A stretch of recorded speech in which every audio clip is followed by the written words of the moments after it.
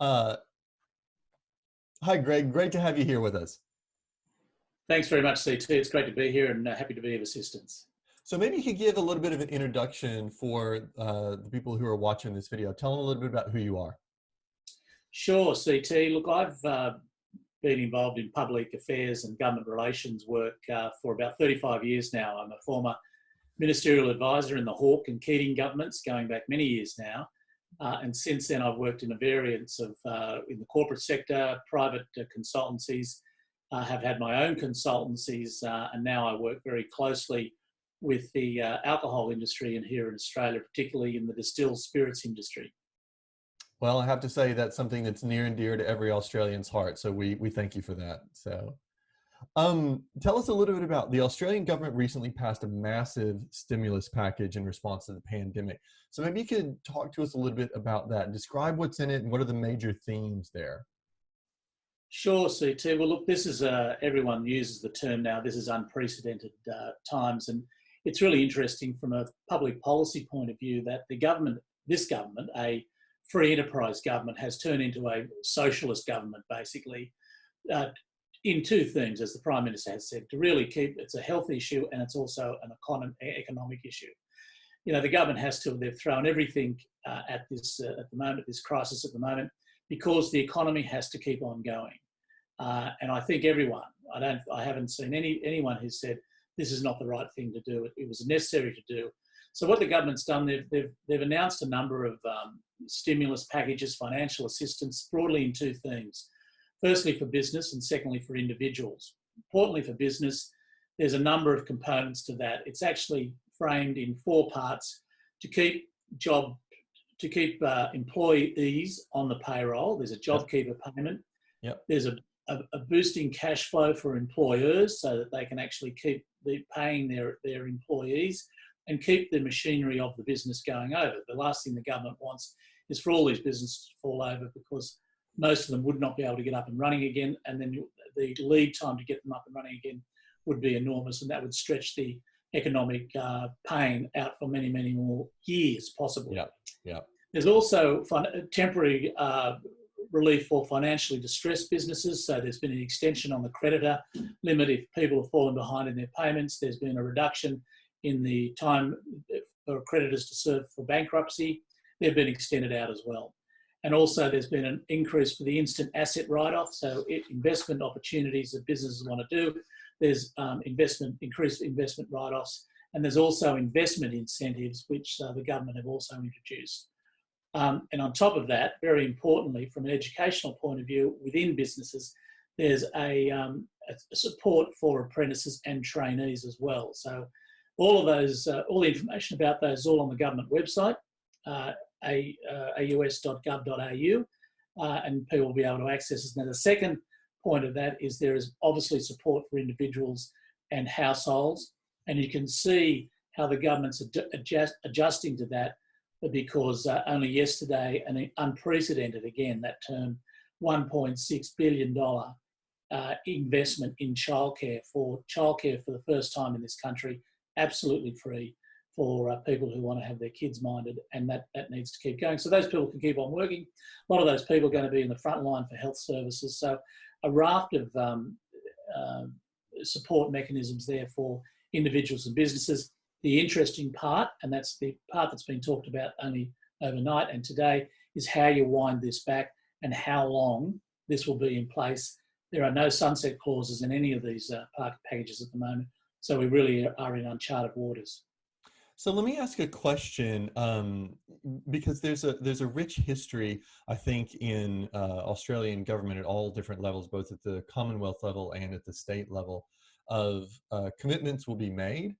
Programs will be launched, and then the money actually just doesn't get out into the public. So yesterday I had Paul McClay on the show, and I was talking to him about the fact that, you know, the Snowy Hydro Fund, you know, they've got that going through the SAP program, which is great, except they've been talking about distributing the Snowy Hydro Fund for a while.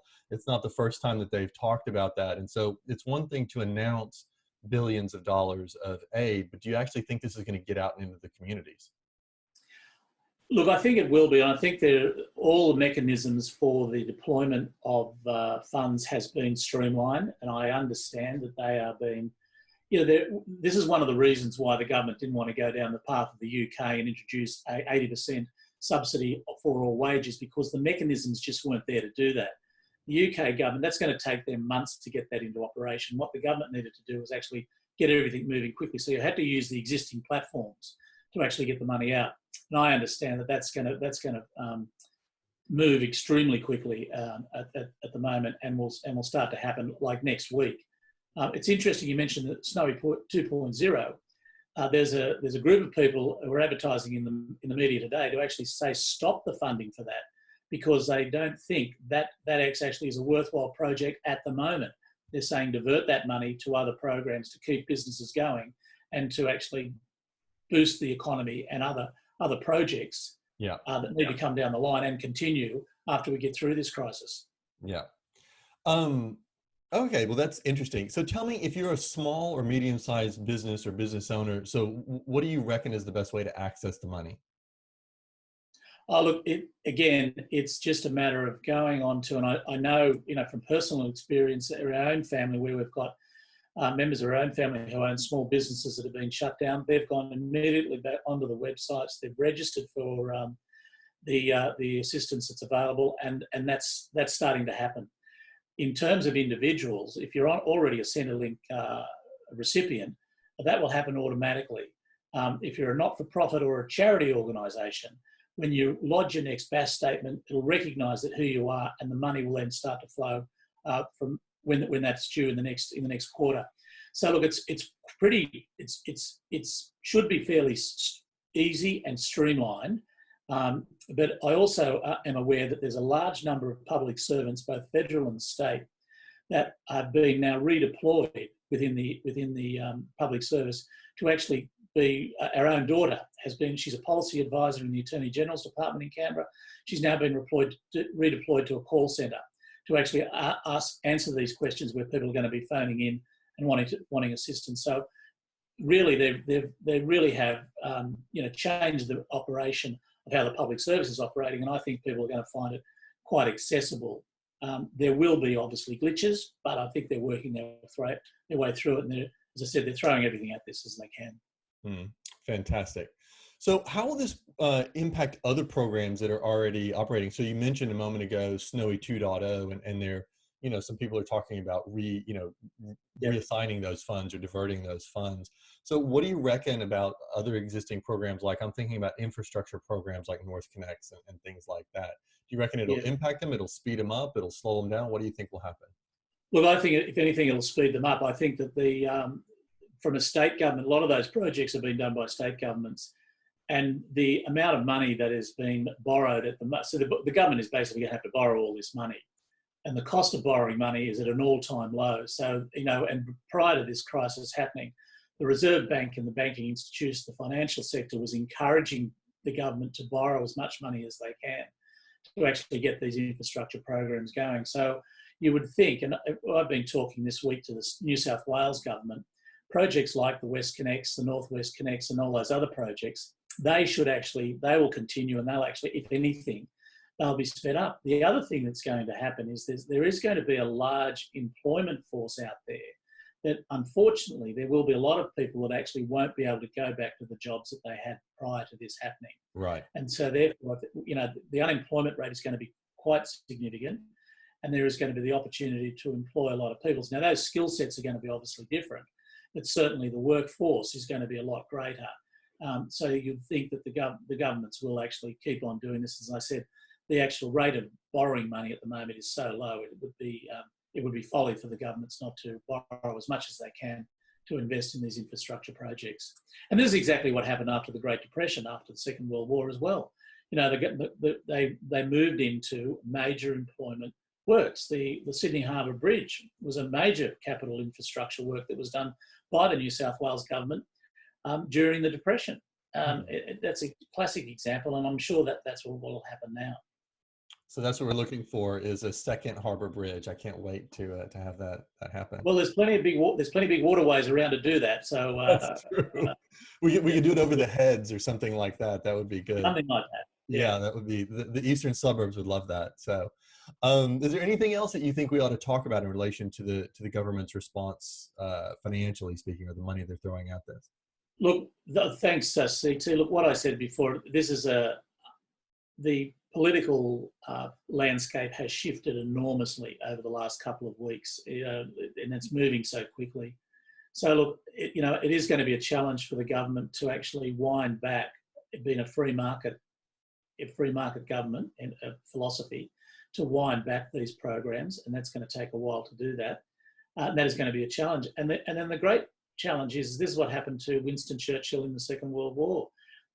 After the Second World War, what happened? He was voted out of office because they said, "Thanks very much, you got us through the crisis, but we don't think you're the one to take us through the other side." Right. And so everything, if it reverts back to a non-free market operation, I think the Labor Party are sitting in a very interesting position as we go, because we have to have an election. Two things have got to happen. We're going to have a budget that's going to have to be framed this year and also next year, and then we've got to have an election by the end of 2021 or early 2022. So the enormous pressure on the government. But what is heartening at the moment is that there is a bipartisan approach to this. The unprecedented national cabinet sitting with all political hues around the table is just extraordinary in operation, and we've been dealing with at the highest levels of government at the moment, and they are really quite impressed the way that everyone's working together on this. And so that's what I think we've got to do. Obviously, the great catchphrase now, we're all in this together, and everyone's doing everything they can to make sure that we can build a bridge, as a Prime Minister said, to get on the other side. That's fantastic. Greg Holland, thanks so much for joining us. Really appreciate those insights. Thanks very much, CT Johnson. All the best to you and all your viewers. Thank you. Thanks.